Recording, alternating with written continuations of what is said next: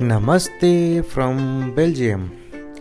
हिजो हामी पेरिसबाट बेल्जियम आएर चित्र दाइको घरमा बसेका थियौँ र आज बिहान उठेर हामीहरू ब्रेकफास्ट गरेर नेदरल्यान्डको लिसेममा रहेको मेरो एउटा ड्रिम डेस्टिनेसन कeukenhof गार्डन घुम्न जाँदैछु। दाइले हामीलाई त्यो गार्डन घुमाउन लैजाँदै हुनुहुन्छ। हामी त्यसतर्फ लागिसकेका छौँ।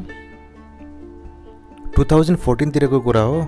चित्र दाइले फेसबुक मार्फत आफूले बेल्जियममा टोमी सुसी नामको एउटा रेस्टुरेन्ट खोलेको जानकारी फेसबुक मार्फत दिनुभएको थियो र त्यो पोस्टमा चाहिँ एउटा पानी जहाजको सेपको प्लेटमा सुसीका भेराइटीहरू दाइले एउटा पोस्ट गर्नुभएको थियो। त्यो देखेर म यति इम्प्रेस भएको थिएँ कि त्यति बेलै मनमा लागेको थियो म कुनै दिन युरोप टुरमा गएँ भने त्यहाँ पुग्छु र त्यो सुसी खाएरै छाड्छु भन्ने एउटा मनमा लागेको थियो। र नभन्दै त्यति बेला मनमा लागेको कुरा अहिले हाम्रो युरोप टुरको क्रममा पुरा भएको छ। साथै हामी युरोप टुरमा निस्केको 6-7 दिन भइसकेको थियो। त्यो क्रममा चाहिँ हामीले हाम्रो नेपाली खाना एकदम मिस गरिरहेका थियौँ। दाइको टोमी सुसी सँगसँगै अर्को हिमालय क्विजिन भन्ने रेस्टुरेन्ट छ, त्यतापट्टि हाम्रो लागि खाना बनिराखेको थियो।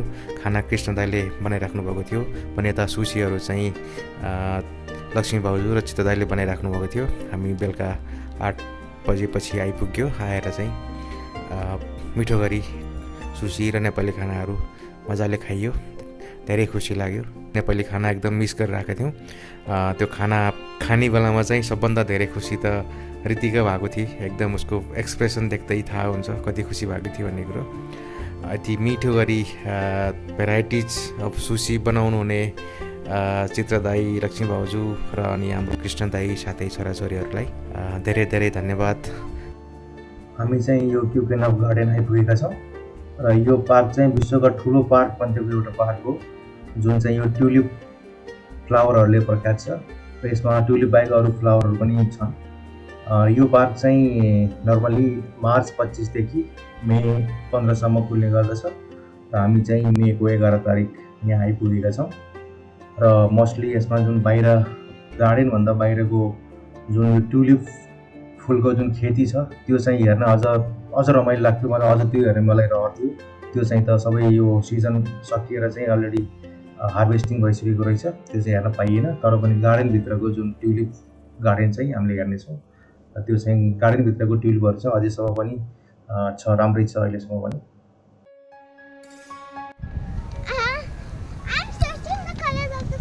Okay, check it.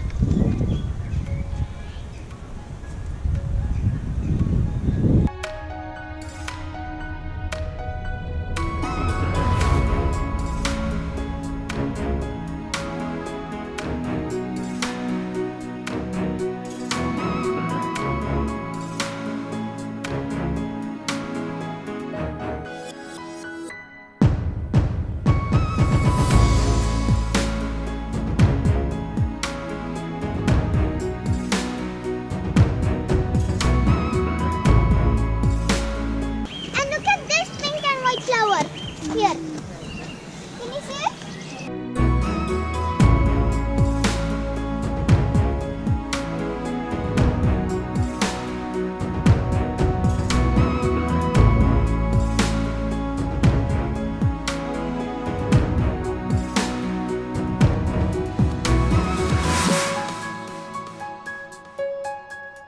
Wow.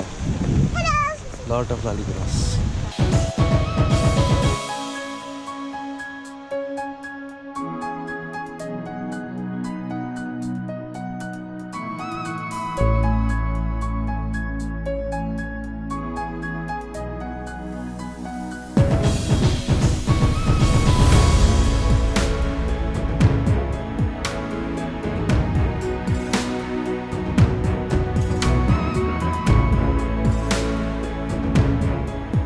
यहाँ लाली गुराँस कति मजाले फुलिरहेको रहेछ। यहाँ पिङ्क कलरको छ। पक्का यहाँ लाली गुराँस मजाले फुलिरहेछ। यहाँ ट्युलिपको पसल पनि रहेछ, फुलहरू किन्न पाइन्छ। यस्तै चाहिँ हाम्रो चाहिँ टाइम निकै टाइट भएको हुनाले यो सबै कुरामा हामी भुलिएन। अब सिधै बाहिर निस्किने। कeukenhof गार्डनको घुमाइ पनि हाम्रो लागि निकै हतार नै भयो। हामी 165 किलोमिटर बेल्जियमबाट यहाँ आएका थियौँ भने फर्किन पनि त्यति नै टाइम लाग्ने थियो र हामी भोलि इटलीको मिलान जानुपर्ने र छोरीहरू भ्याक्सिनेटेड नभएको हुनाले उनीहरूको PCR कम्पलसरी गर्नुपर्ने थियो। त्यसको लागि हामी बेल्जियमको एन्टरवेपन भन्ने ठाउँमा 6 बजेभन्दा पहिला नै पुग्नुपर्नेछ।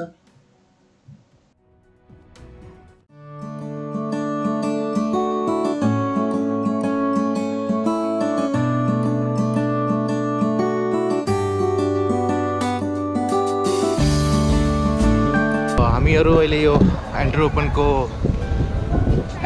कुन ठाउँ रह्यो? ग्रोम्पल्स होइन, त्यहाँ चाहिँ घुमिरहेको छौँ। बाबुले हामीलाई घुमाइरहेछन्। बाबु आशिष होइन, सचिनले हामीलाई घुमाइरहेछन्। बाबुलाई धेरै धेरै धन्यवाद।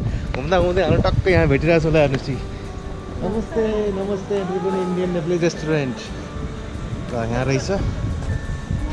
अब हामी यहाँ चाहिँ यो दुबईको जुमेरा लेक टावर भन्ने जस्तो ठाउँ रहेछ, त्यो ठाउँमा चाहिँ घुम्दैछौँ। रमाइलो छ ठाउँ, मौसम चिसो छ, आज पानी पर्ला जस्तो छ। यस्तो छ माथिको मौसम।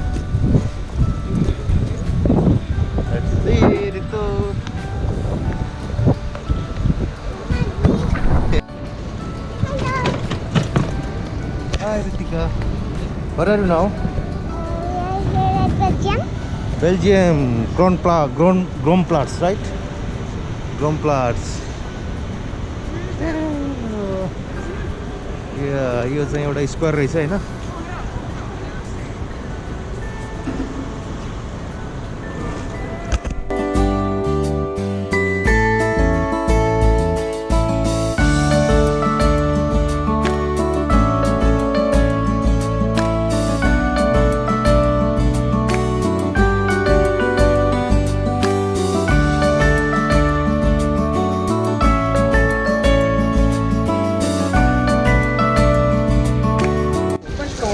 यो चाहिँ स्ट्याचु छ, त्यहाँ चाहिँ यो एकजना चाहिँ मान्छेले हातको जुन औँलापट्टिको पार्टबाट लिएर बसेको छ र त्यसको ब्यालेन्स हात चाहिँ तलपट्टि जुन यो मान्छे देखिरहेको छ यहाँनिर चाहिँ यसमा यो मान्छे लडेको छ होइन।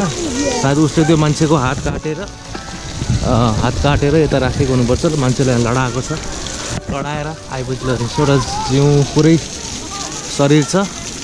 मान्छेले अर्को हातले, उसको लेफ्ट ह्यान्डले राइट ह्यान्ड काटेर यहाँ चाहिँ यसरी समातेको चाहिँ छ। यहाँ चाहिँ यसको ब्यालेन्स पार्ट जुन औँलापट्टिको भाग चाहिँ माथि छ, माथिपट्टि मान्छे समातेको छ। यसको हिस्ट्री के रहेछ म बुझेर पछि बताउँला। See Shreya, you got your apple right?